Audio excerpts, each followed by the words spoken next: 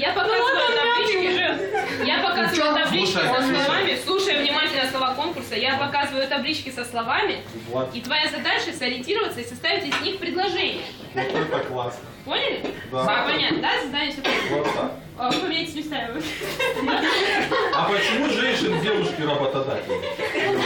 Нет, у всех абсолютно разные ситуации, поэтому не думайте. Все, готовы, да?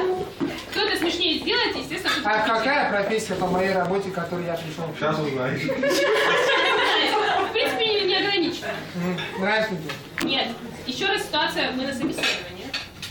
Ситуация номер 1. Здравствуйте. Мне нужен заряд адреналина устроиться к вам на работу.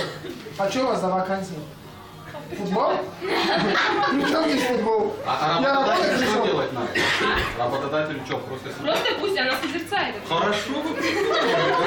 Созерцает, давайте, не отвлекаемся. Вакансия Ну, говорит. мои способности, я хорошо играю в футбол, баскетбол, волейбол, пинбол.